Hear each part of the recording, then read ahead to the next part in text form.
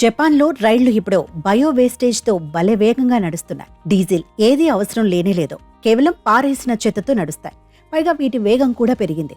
ఇవి ఇప్పుడు ప్రపంచాన్ని ఆకర్షిస్తున్నాయి. జపాన్లోని టకాచిహు రైల్వే కంపెనీ రైళ్లలో వాడే ఫ్యూయల్కి ప్రత్యామ్నాయంగా ఏదైనా తీసుకురావాలని అనుకుంది. ఆ సమయంలోనే వారికి ఆహార పదార్థాల వ్యర్థాలపై దృష్టి మళ్లింది. సాధారణంగా జపాన్ ప్రజలు పంది ఎముకలతో చేసే టోంకుట్సు, రామెన్ సూప్, కూరగాయలు, మాంసంతో చేసే టెంపురా వంటకాలను అధికంగా తింటూ ఉంటారు.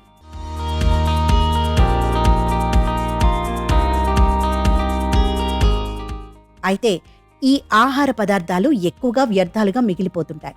దీనివల్ల దేశంలో వ్యర్థాలు పెరిగిపోతున్నాయి. ఈ విషయాన్ని గమనించిన రైల్వే కంపెనీ వెంటనే ఆ ఆహార పదార్థాల వ్యర్థాల నుంచి బయోడీజిల్ తయారు చేయాలనే వినూత్న ఆలోచన చేసింది.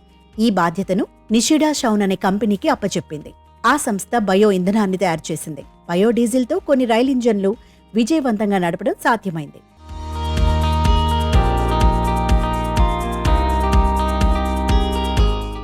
దాంతో రైల్వే కంపెనీ తెగ ఖుషి అయిపోయింది. అంతేకాదు, ఈ సక్సెస్ఫుల్ ప్రయోగాన్ని ప్రపంచానికి తెలిసేలాగా కొద్ది రోజుల క్రితం మియాజాకి నగరంలో ఓ సైట్ సీయింగ్ ట్రైన్ను బయోడీజిల్తో నడిపింది. ఈ రైలు వెళుతున్నప్పుడు దాని నుంచి వచ్చే పొగలు అనేవి ఆహార పదార్థాల వాసనను వ్యాప్తి చేశాయని ప్రయాణికులు అన్నారు.